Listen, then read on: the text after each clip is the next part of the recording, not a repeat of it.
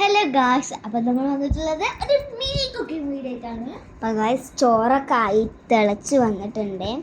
നമ്മൾ ഇതുണ്ടാക്കാൻ കുറച്ച് പണിയുണ്ടോ ഗായ്സ്, നല്ല പണിയാണ് ഇത് ഉണ്ടാക്കാൻ.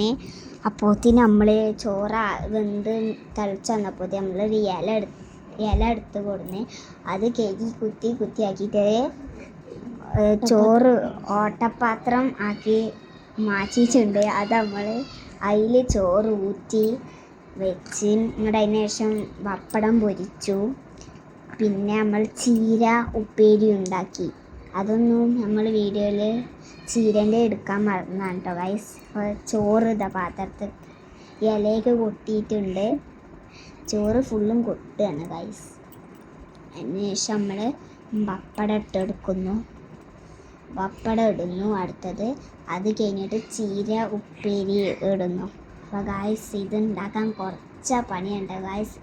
അപ്പോൾ ഇന്നത്തെ വീഡിയോ ഞങ്ങൾ വിചാരിച്ചത് സിമ്പിളാകുന്നുണ്ട് ഗായ്സ്. ഇത് കുറച്ച് നല്ല ടഫുള്ള പണിയുണ്ട് ഗായ്സ് ഇത്.